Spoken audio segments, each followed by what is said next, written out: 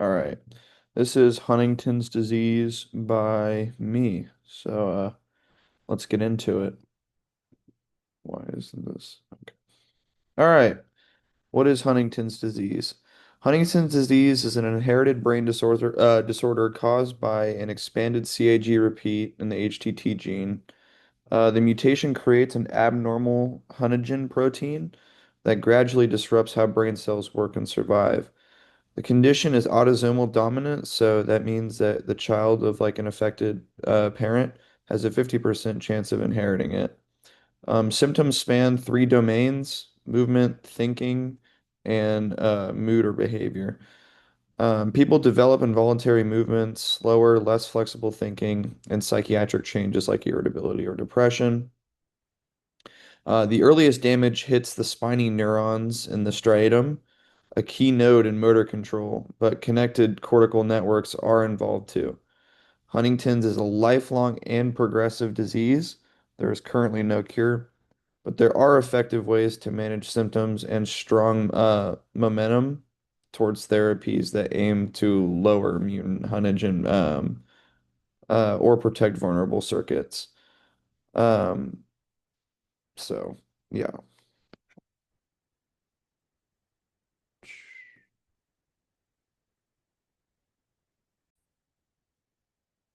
So the most recognizable symptoms at diagnosis. The most recognizable early sign is chorea, quick, dance-like, non-rhythmic movements that flow from one body part to the other, to another.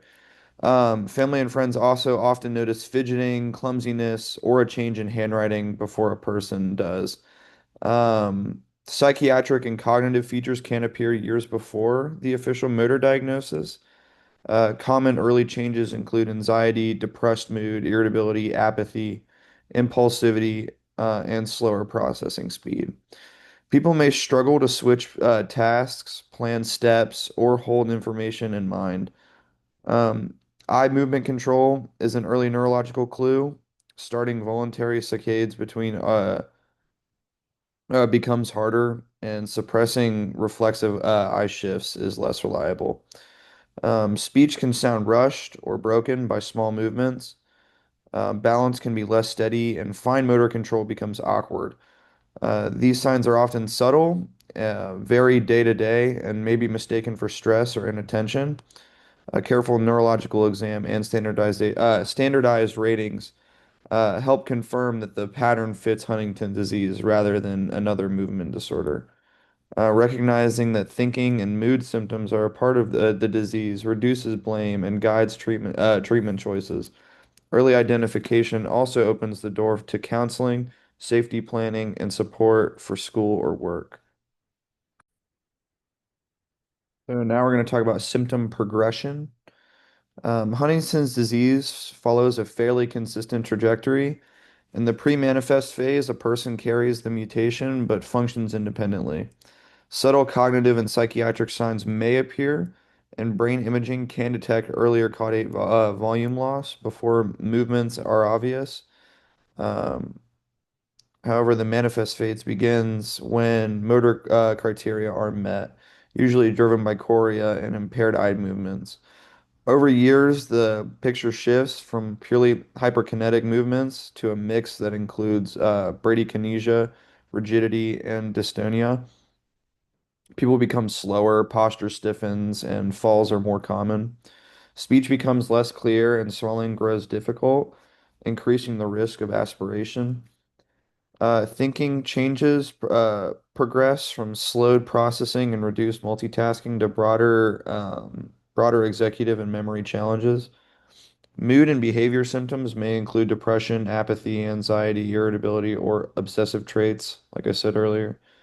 Um, Late stage disease is characterized by akinetic, rigid features, profound weight loss, despite high caloric needs, near total dependence, and vulnerability to infections.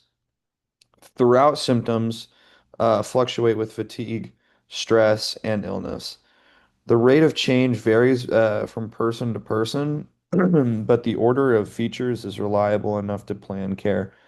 Understanding this timeline helps families prioritize safety, communication, nutrition, and legal and financial planning at the rigid moment or at the right moments.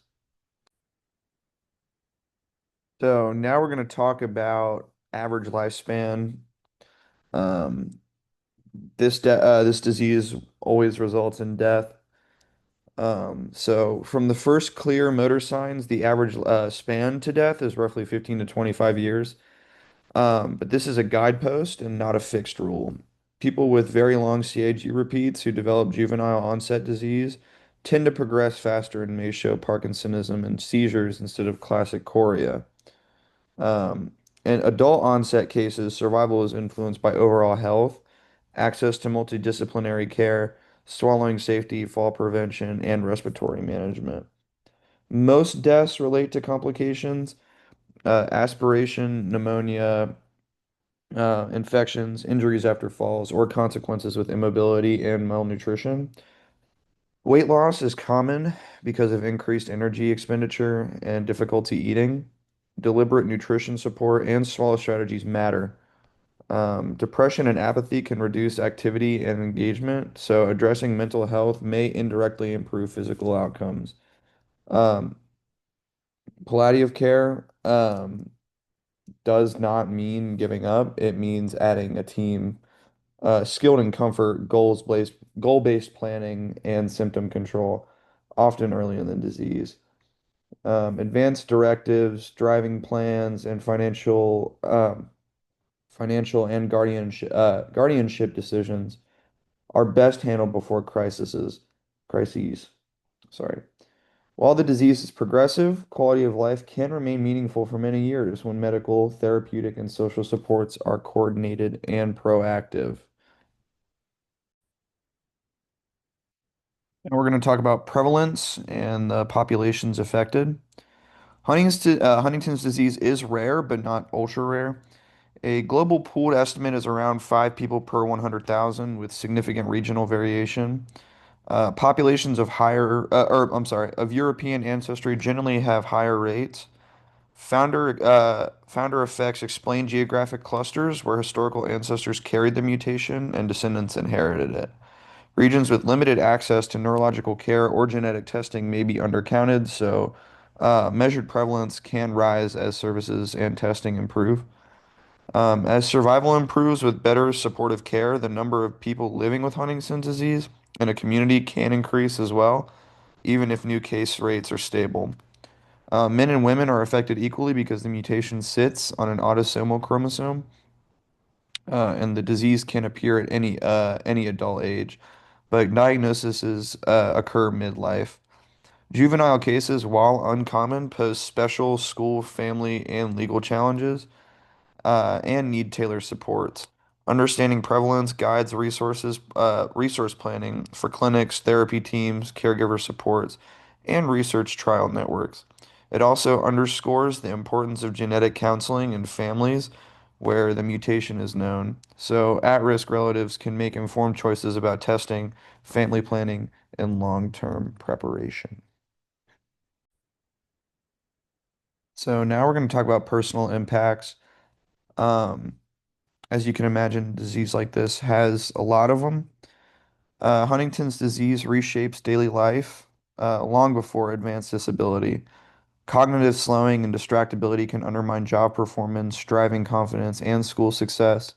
Subtle movements and balance changes make risky tasks like climbing ladders, working with machinery, or carrying children a lot more dangerous.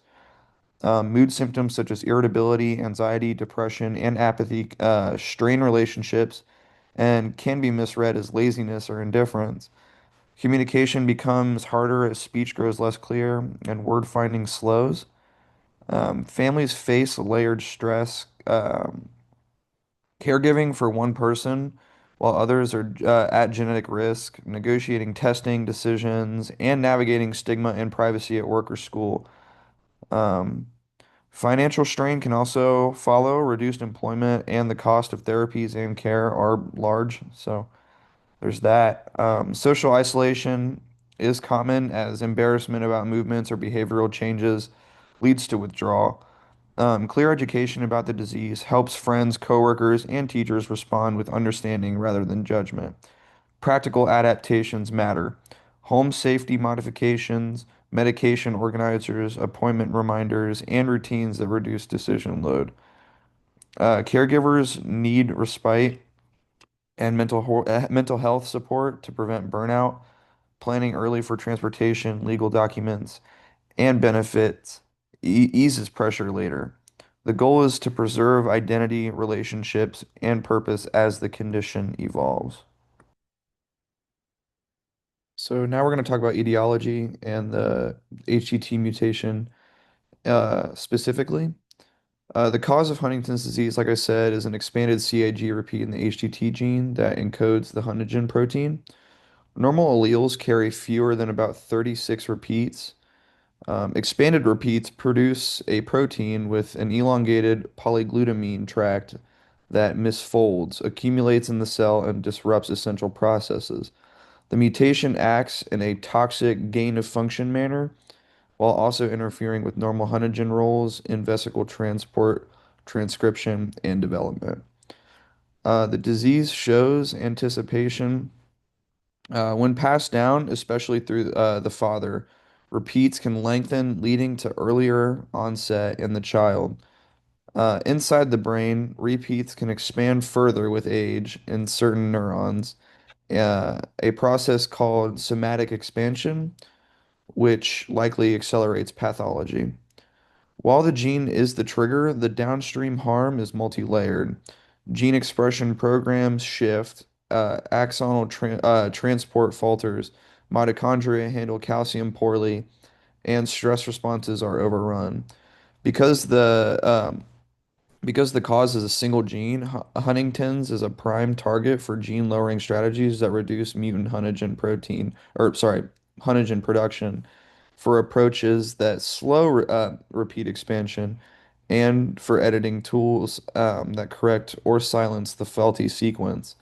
This clear genetic entry point drives much of the optimism around disease modifying therapy.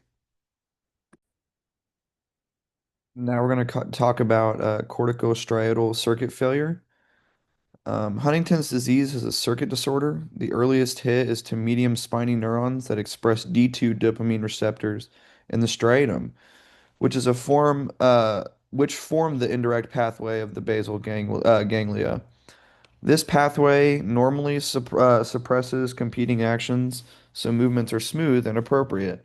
When these neurons weaken and die, inhibition lifts and thalamocortical activity becomes too free, producing chorea and other hyperkinetic movements. Over time, neurons in the direct pathway that facilitate actions, many expressing D1 receptors, also decline, and the cortical inputs deteriorate. The balance tips towards bradykinesia and rigidity. Because the basal ganglia interact with premotor and prefrontal cord, excuse me, with premotor and prefrontal cortex, circuit failure also affects eye movements, planning, sequencing, and impulse control, as mentioned before. Uh, Imaging supports this model. Early caudate and putamen atrophy reduced connectivity along cortical striatal tracts, and evolving changes in globus pallidus, subthalamic nucleus, and thalamus. This circuit view explains why the disease begins with fidgety movements, yet ends in slowed, stiff motion, and why cognitive control suffers from the start. It also points to targeted treatments that restore balance along these pathways alongside gene level therapies. So, long before neurons die, their connections fail. Cortical neurons normally supply brain-derived neurotrophic factor, or BDNF, to the striatum to support medium spiny neuron health. Mutant huntingtin disrupts this trafficking, starving the striatum of trophic support. At the same time, excitatory synapses become more vulnerable because calcium handling and mitochondrial function are impaired. Uh, the result is a state where normal activity can become damaging. Another early change involves the brain's immune cells. Microglia They help refine circuits by pruning weak systems, and in Huntington's disease, they respond to signals that mark cortical striatal connections for removal. Complement proteins tag synapses, microglia engulf them, and the network loses drive before cells are gone. Blocking excessive complement activity in models preserves synapses and improves behavior, highlighting a potential treatment angle that partners with gene lowering. Together, these processes explain why symptoms appear while scans may still look mild, and why early intervention focused on synapse protection could matter. Protecting connections, restoring trophic support, and reducing metabolic stress are central goals. So now we're going to talk about the primary brain areas that Huntington's affects. The striatum, the caudate, and the putamen is the early epicenter of Huntington's disease, but the disorder is network-wide. The striatum connects to the external and internal segments of the globus pallidus, the subthalamic nucleus, and the thalamus, creating loops that shape movement, selection, and vigor. Cortical regions include primary motor, premotor, supplementary motor, and prefrontal areas send inputs to receive outputs from these loops, so their function shifts as the striatum changes. White matter pathways that carry this traffic degenerate, which reduces coordination between distant regions. Imaging typically shows early caudate volume losses, later putamen change, uh, and progressive thinning in premotor and parietal in the premotor and parietal cortex. Thalamic and palladial signals evolve in ways that mirror the clinical switch from hyperkinetic to hypokinetic features. The cerebellum can also contribute to timing and coordination problems because speech and swallowing rely on orchestrated movement and rapid sequencing.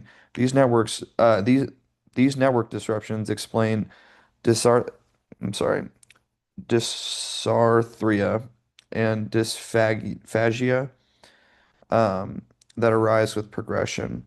Mapping these structures helps plan surgical delivery for gene therapies, choose simulation or neuromodulation targets, and select biomarkers that track the disease in trials. So the genotype and phenotype relationships. The number of CAG repeats in the HTT gene strongly influences age at onset. Um, More repeats generally mean earlier symptoms. This relationship explains much of the timing difference across families, but not all of it. Anticipation occurs when repeats lengthen as the gene passes to the next generation, especially through the father, like I said, making the disease appear earlier in children than in parents. Researchers have also identified DNA repair genes that modify onset by several years in either direction. These pathways help regulate how unstable repeats expand inside neurons over a lifetime. If expansion shows, onset tends to shift later. If it speeds up, I'm sorry, slows. If it speeds up, onset comes earlier. This knowledge opens two therapeutic doors. One is allele specific, silencing that targets only the mutant allele and preserves normal huntingtin, which is important for healthy cell function. The other is manipulating DNA repair processes to reduce ongoing repeat growth. Together, these strategies aim to change when and how severely the disease appears, rather than only treating symptoms after damage accumulates. Understanding the genetic landscape clarifies risk counseling and helps stratify participants in clinical trials. So, clinical staging and assessments. Reliable measurement is essential in Huntington's disease. Clinicians use Unified Huntington's Disease Rating Scale, which is UHDRS, um, to quantify motor signs, thinking abilities, behavior, and functional capacity. Motor scoring captures chorea, rigidity, bradykinesia, dystonia, and eye movement control. Cognitive testing often includes processing speed and executive function measures, such as the symbol digit modalities test and the Stroop type tasks. Uh, Functional assessment track um, independence in daily activities and work. Imaging adds objective biomarkers. Magnetic resonance imaging shows early caudate and putamen loss, volume loss, and helps caudate. I'm sorry. mm, Magnetic resonance imaging shows early caudate and putamen volume loss and helps motor progression even before clinical thresholds are crossed. As technology advances, digital tools are joining the toolkit. Wearable sensors can quantify gait and balance, while smartphone tasks measure tapping speed and reaction time repeatedly in natural settings. These high-frequency measurements are useful in prevention studies and early stage trials where changes are subtle. Um, so together, scales, tests, imaging, and digital measures provide a multidimensional picture that guides treatment, determines when safety steps are needed, and supplies sensitive for endpoints for research. So now we're going to talk about preventative approaches and if there is risk reduction. There is no proven lifestyle intervention that prevents Huntington's disease in a gene carrier, but there are ways to prevent transmission and slow functional decline. Genetic counseling supports at-risk adults as they decide whether to undergo predictive testing and plan for education, work, relationships, and finances. Reproductive options include in vitro fertilization with pre-implantation genetic testing to select embryos without the mutation, and prenatal testing during pregnancy with informed choice. For carriers, consistent aerobic and resistance exercises improves mood, endurance, and balance, and may enhance neutrophins that support neurons. Cognitive engagement, structured routines, and good sleep hygiene can reduce day-to-day problems even if they do not modify the underlying biology. Early attention to swallowing safety, weight maintenance, and prevention reduces complications. Addressing depression and anxiety promptly protects quality of life and engagement. Planning for driving assessment, home safety, and employment accommodations help maintain independence. Prevention today is about smart planning and reducing risk, while science works towards gene-directed therapies that aim to delay onset or slow progression. So now we're going to talk about treating symptoms with pharmacologic care. Medication can meaningfully reduce troubling symptoms in Huntington's disease. For chorea, the most direct approach is to lower presynaptic dopamine packaging with VMAT2 inhibitors, such as tetrabenazine or deutetrabenazine. Sorry for those pronunciations. These drugs can typically smooth movements, but can cause drowsiness, Parkinsonism, or depressed mood. So careful dose titration and monitoring are important. Atypical antipsychotics like risperidone or olanzapine help with irritability, aggression, or psychosis, and also suppress chorea, um, though they can increase weight and sedation.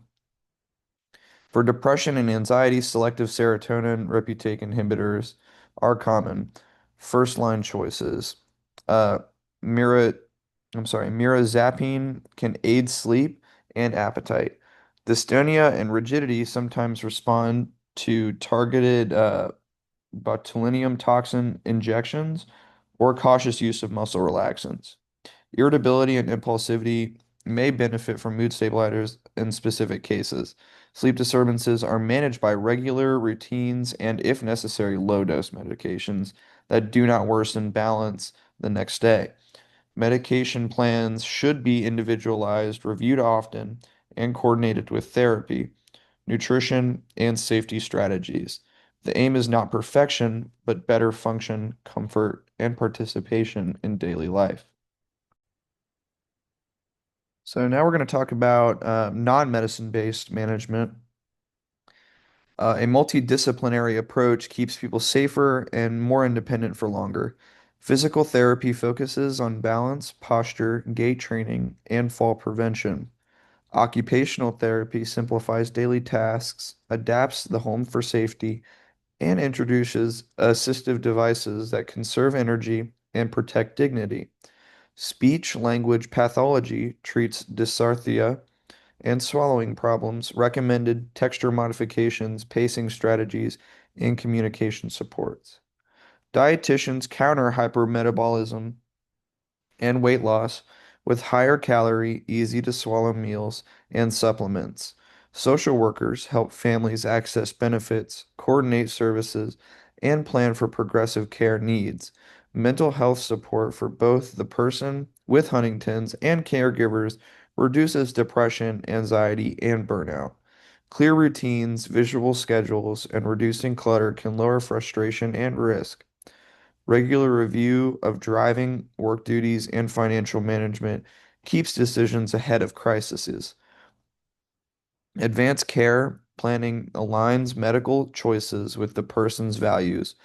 All of this rests on education um, and understanding that cognitive and behavioral symptoms are part of the disease changes um, and expectations, encourages patience and problem solving rather than blame. Now we're going to talk about animal testing and why animal models are needed. Because Huntington's disease is caused by a single known mutation, animal models allow scientists to test cause and effect questions that cannot be answered in humans.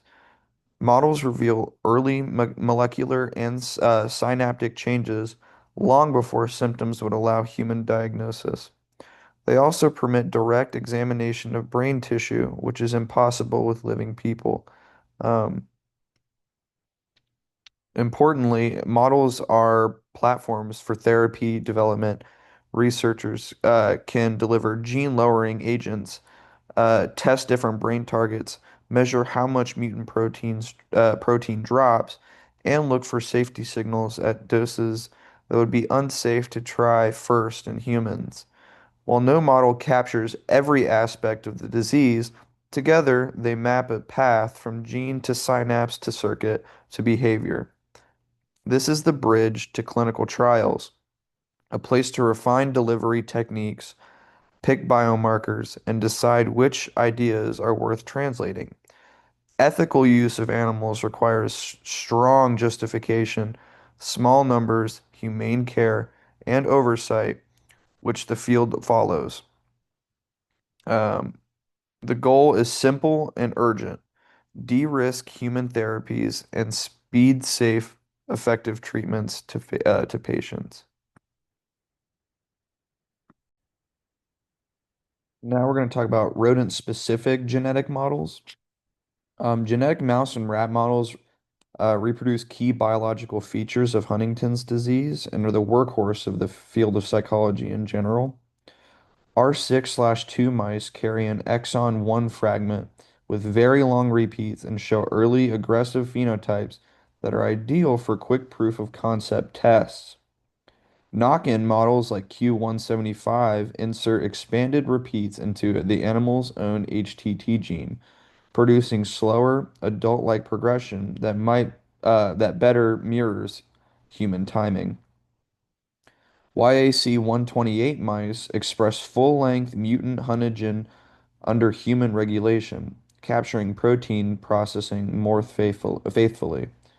Across these models, Scientists consistently observe dendritic spine loss on medium spiny neurons, disrupted gene expression, impaired axonal transport, and changes in cortical striatal communication. Behavioral tasks detect motor incoordination, reduced motivation, and cognitive flexibility problems. These models are used to test antisense Olin, I'm sorry, Olingon nucleotides, RNA interference, viral delivery systems, and small molecules that target mitochondria or synapses. Because each model has strengths and gaps, programs typically test across multiple lines to look for converging benefit and catch safety issues specific to one background. The end result is a robust preclinical package that supports human trials. All right, let's talk about rodent toxin models. Toxin models complement genetics by isolating downstream vulnerabilities of striatal neurons and basal ganglia circuits. The compound 3-nitropropionic acid inhibits mitochondrial complex 2, stressing metabolism, in the striatum and producing lesions that resemble aspects of Huntington's pathology. Quinolinic acid and NDMA receptor agon, uh, agonist induces excitotoxic damage that highlights how glu, glu, glutamatergic, sorry, signaling can become harmful when regulation fails. These models do not reproduce the gene cause, but they are powerful for testing hypotheses about energy failure, oxidative stress, inflammation, and circuit rebalancing.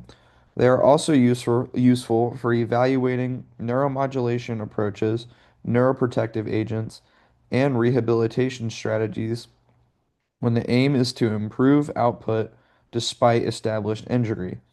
Because the timeline and location of damage can be controlled, researchers can align experiments with specific clinical questions such as whether a therapy helps when given before or after a lesion, or whether it restores cortical striatal throughput.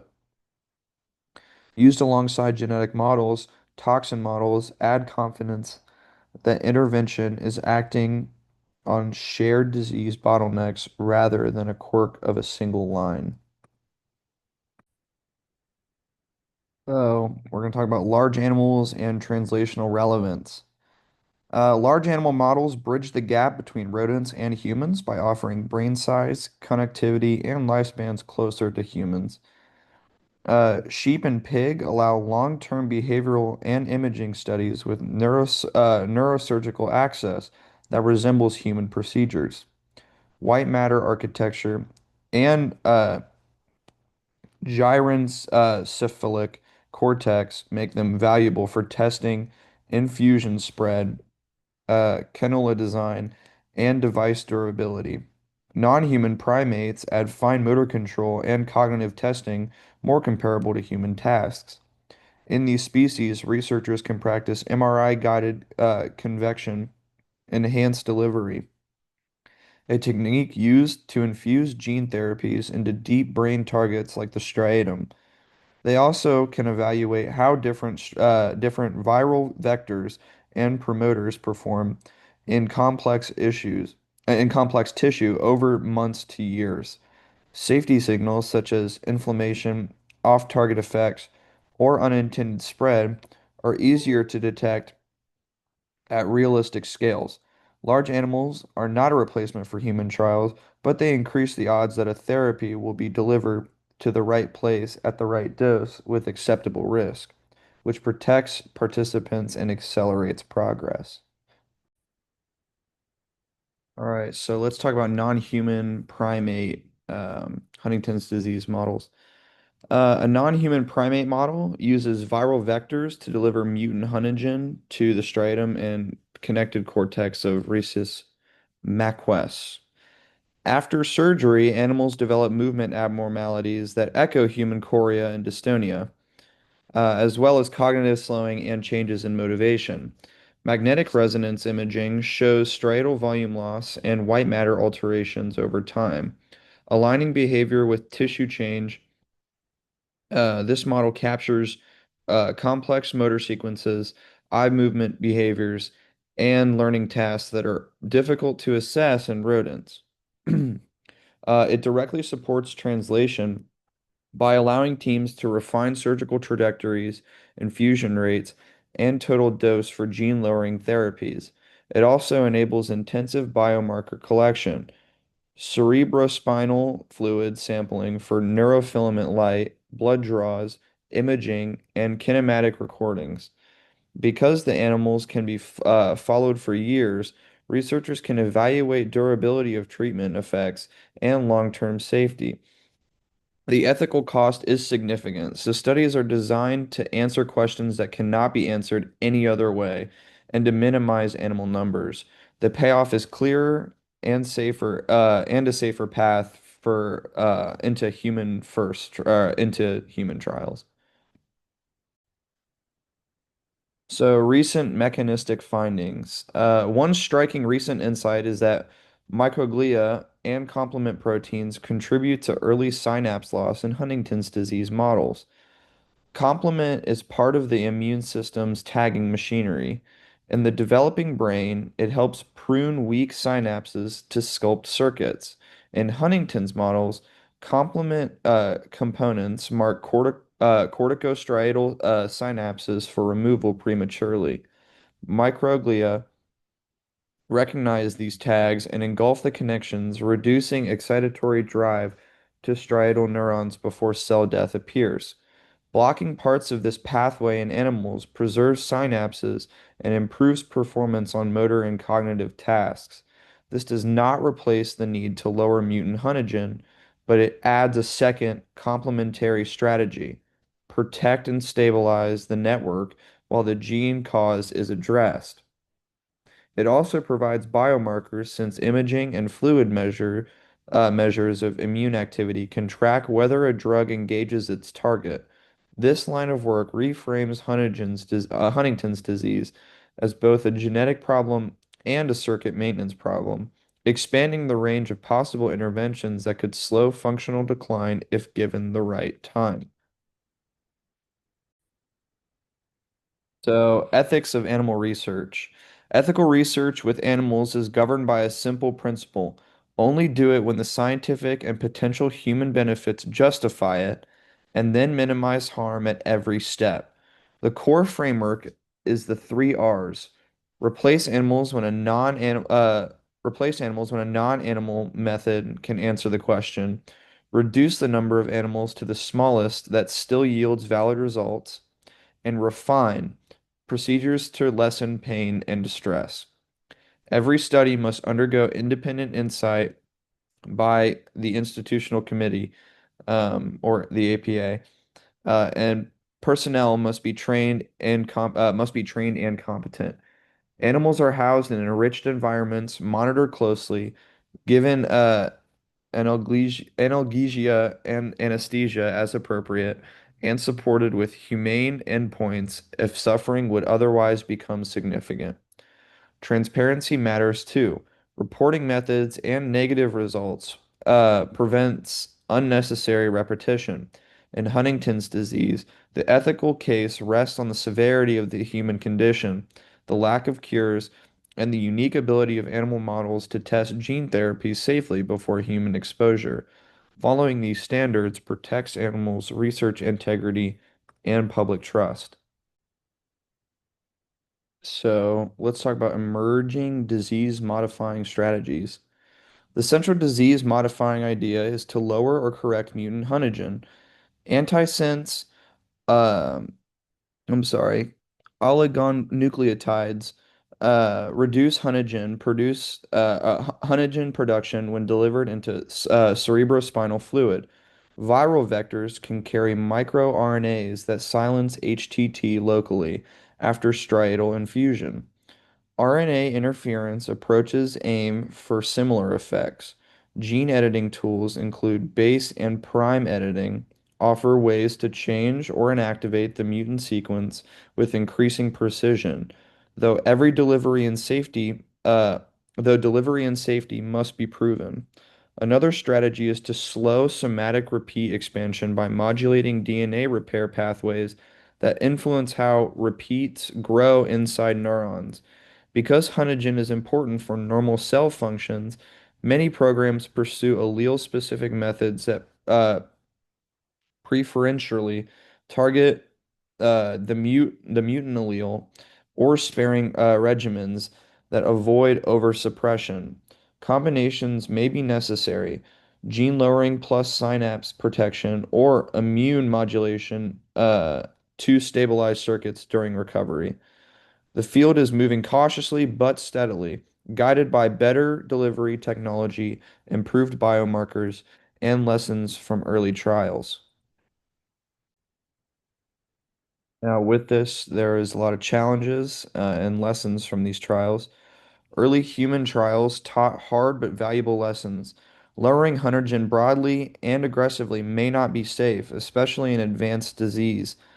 Doing uh doing must be dosing, sorry, must be titrated carefully, and the right brain regions must be targeted at the right time. Patients likely need to be stratified by disease stage and genetic modifiers so that responders are not diluted by participants who are too early or too late to benefit. Trials need to be strong uh, pharmacodynamic markers that prove the drug hits its target in the intended region. Delivery methods matter. Uh, Intrathecal dosing distributes drug differently. I'm sorry, dosing distributes drug differently than direct striatal infusion. Safety monitoring must be rigorous and transparent. Setbacks are not failures. They are uh, they are course corrections that refine vector design, dosing intervals, and patient selection. The path forward emphasizes adaptive trial design, smarter endpoints, and better timing.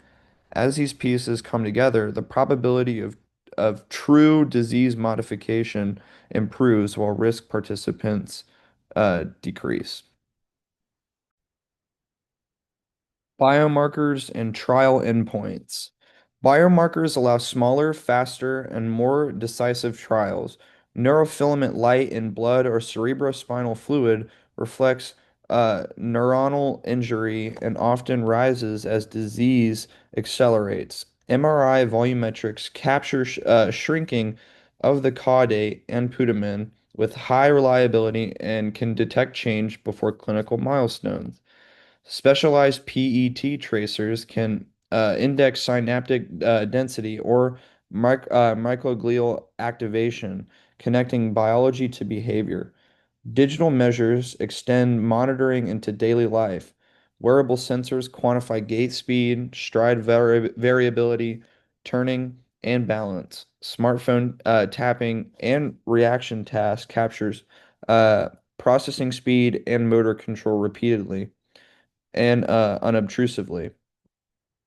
Together with cognitive and functional scales, these markers provide a multidimensional picture of change and drug effect. Strong biomarkers also let researchers test preventative strategies in mutation carriers who have no overt symptoms yet because they can measure biological response without waiting years for clinical milestones. This biomarker toolkit is central to modern Huntington's research.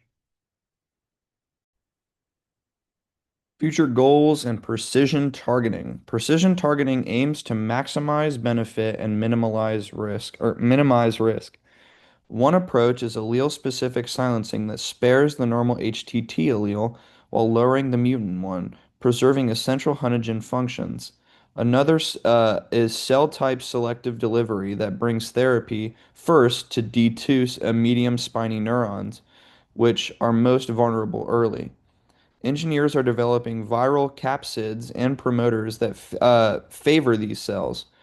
Overcoming the blood-brain barrier is another priority. Focused ultrasound can open the barrier temporarily in targeted regions and allow drug entry without open surgery. Systemic viral vectors with improved brain tropism may eventually deliver therapy broadly with controlled expression. Imaging guided infusion techniques continue to improve accuracy and distribution for surgical approaches. Dose control, redosability, and long-term durability are key design goals. Precision is not just a technical ideal, it is how therapies become safe enough for earlier intervention and widespread use. All right, future goals of circuit repair and restoration. Lowering mutant huntingtin addresses the cause, but repairing circuits may boost function further. Pharmacologic approaches that modulate basal ganglia signaling, like PDE10A related strategies, could rebalance pathways. Neuromodulation techniques that influence activity in the indirect pathway may improve movement control without permanent implants as technology evolves. Cell replacement aims to rebuild striatal medium spiny neuron population using stem cell derived precursors paired with trophic support to encourage integration.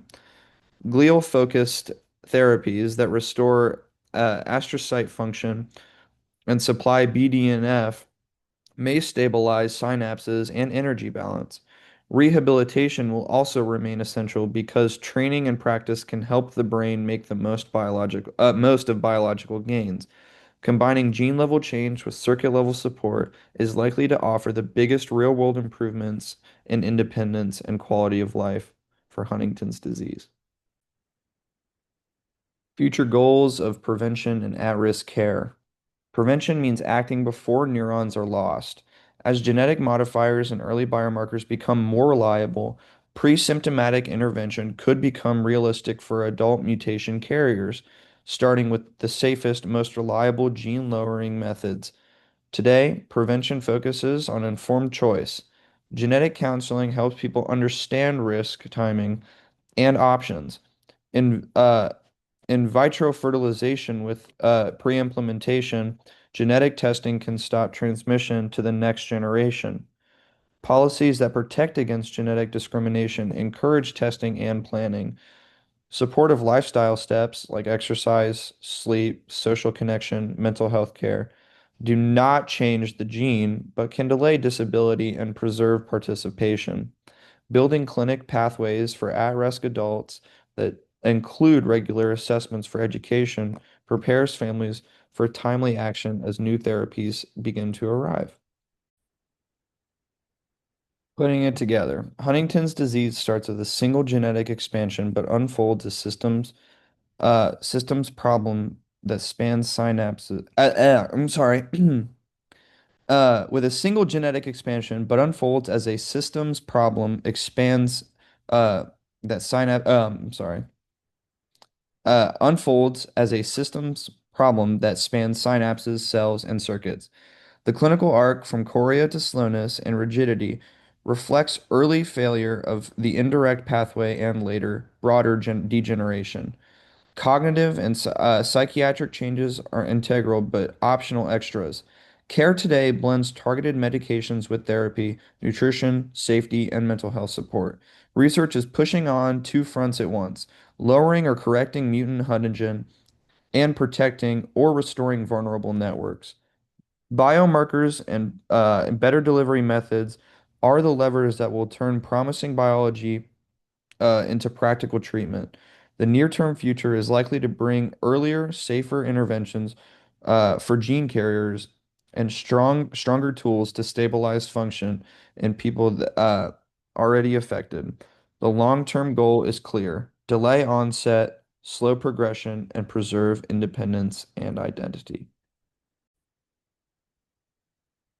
Here is a quick list of my sources here. Um, Yeah, use the book and then several other sources from the OSU library and Google Scholar as prompted in the directions. So, yeah, thank you for listening to my presentation. Have a good day.